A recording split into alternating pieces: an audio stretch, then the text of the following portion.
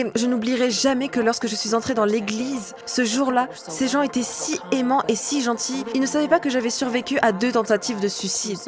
Ils ne savaient pas qu'à 9 ans, j'avais essayé de me suicider et qu'à 11 ans, j'avais à nouveau essayé de me suicider à cause de tous les dysfonctionnements, les traumatismes et le sentiment que je ne comptais pour personne et Le dysfonctionnement était votre norme. l'abus, ouais. Et c'est pourquoi nous devons être aussi prudents pour ne pas blesser les gens. Cette personne est manifestement en colère parce qu'il y a quelque chose qui se passe dans sa vie. J'ai fini de parler à un événement pour les femmes l'année dernière et j'ai remarqué qu'il y avait un monsieur dans le public. J'ai pensé que c'était peut-être le pasteur, juste pour écouter, pour s'assurer que je n'allais pas devenir farfelue sur l'estrade. Très drôle, c'est le meilleur. Mais à la fin, il était resté dans un coin et quand presque tout le monde était parti, il s'est approché et a tourné son visage vers moi pour la première fois. Et j'ai vu que la moitié de son visage avait été détruite. Je lui ai demandé quelle était son histoire. Il a dit que lorsqu'il avait 15 ans, il a mis un pistolet sous son... Et dans la milliseconde, entre le moment où la balle a quitté la chambre et celui où elle est entrée dans son crâne, il a entendu Jésus dire « Veux-tu vivre ?» Il a dit oui. Et maintenant, il est marié avec 3 belles filles et je lui ai dit « Quand vous voyez votre reflet dans le miroir, est-ce que ça vous rappelle ce jour dévastateur ?» Il a dit « Non, c'est un rappel quotidien de la grâce de Dieu. » Et c'est la raison pour laquelle je pense que nous devons nous raconter nos histoires, parce que tant de femmes pensent « je suis la seule ». Et c'est là que la guérison peut commencer. C'est quand nous la reconnaissons et la partageons, parce que vous ne savez jamais ce que vous traversez. Je ne sais pas ce que vous traversez, vous ne savez pas ce que je traverse. Nous devons partager et porter les fardeaux des uns des autres et marcher ensemble. Où il est dit « porter les fardeaux les uns des autres et accomplissez ainsi la loi de Christ ». 2 versets plus loin, il est dit « chacun doit porter son propre fardeau ». J'ai pensé « explique-moi ça, Seigneur, les fardeaux ». J'étais en train de dire ça.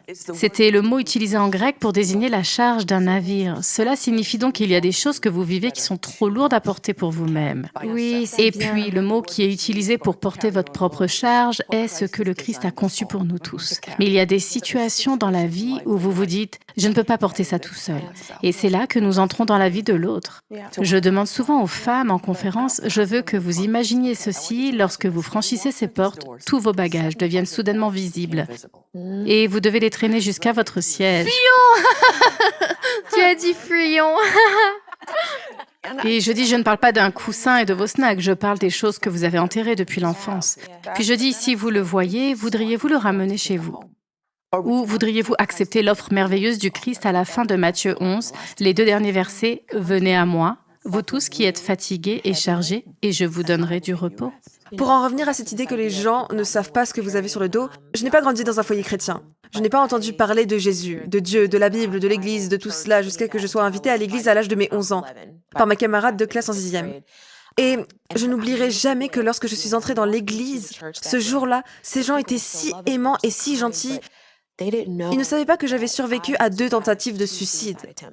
Ils ne savaient pas qu'à 9 ans, j'avais essayé de me suicider et qu'à 11 ans, j'avais à nouveau essayé de me suicider à cause de tous les dysfonctionnements, les traumatismes et le sentiment que je ne comptais pour personne. Le Et dysfonctionnement était votre norme. l'abus, ouais. Et c'est pourquoi nous devons être aussi prudents pour ne pas blesser les gens. Parce que vous ne savez pas, on ne sait pas.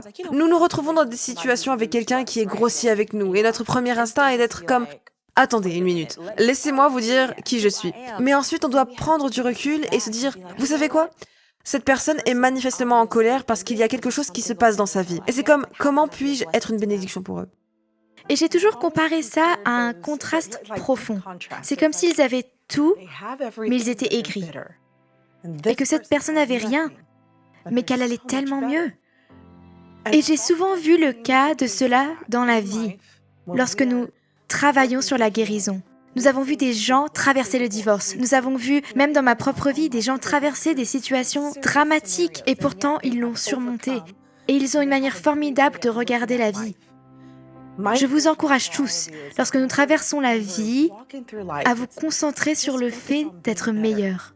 Concentrez-vous pour repartir avec quelque chose qui vaut plus que devenir la personne que vous méprisez le plus. On les a rencontrés, on a entendu leurs conversations. C'est comme si tu voulais aller prendre une douche parce qu'ils sont si négatifs.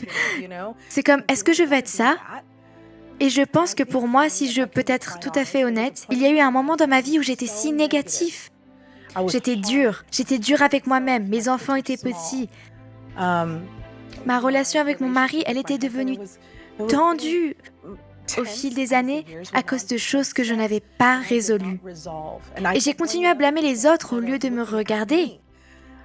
Au lieu de regarder la personne dans le miroir et de remarquer que vous êtes le dénominateur commun de tout ce scénario et que vous êtes votre propre pire ennemi.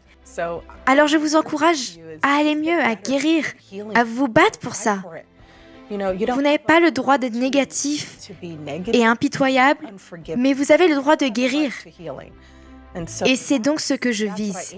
Maintenant, je me sens mieux, je suis plus belle, j'ai moins de rides, merci Jésus, et je n'ai pas besoin de Botox, alléluia, d'accord? Ce qui compte, c'est de regarder la vie avec le verre plein plutôt qu'avec le verre vide.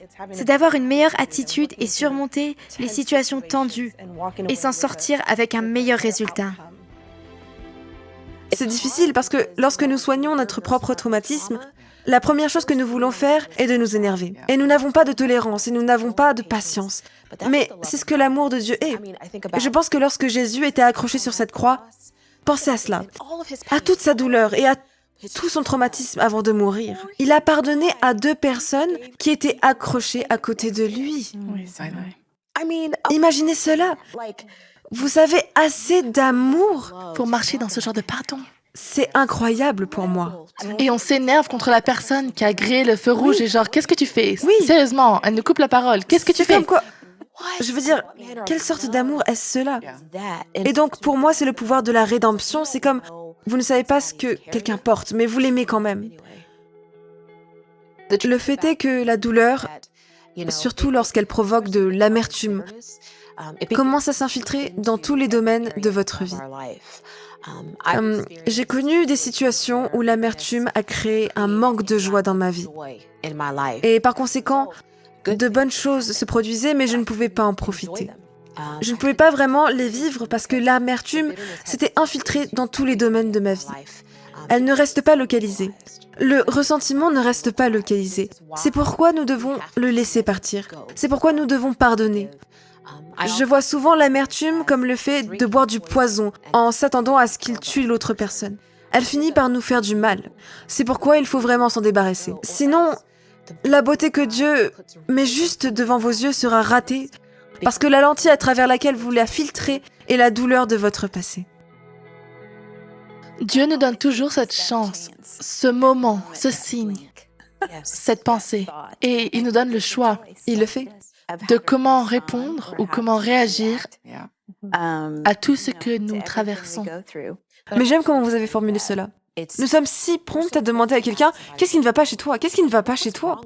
Ce n'est pas ce qui ne va pas chez toi, c'est « Que t'est-il arrivé Oh, c'est Ce une qui bonne t'est question. arrivé. Que s'est-il passé? pour que tu sois comme ça?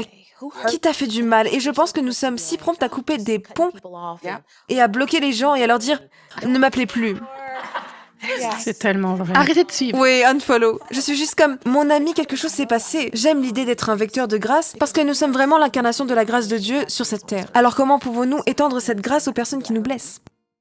Shalom, j'espère que vous avez aimé cette vidéo. Abonnez-vous pour ne pas rater nos programmes. Merci de faire partie de notre famille TBN. Que Dieu vous bénisse. Shalom de Jérusalem.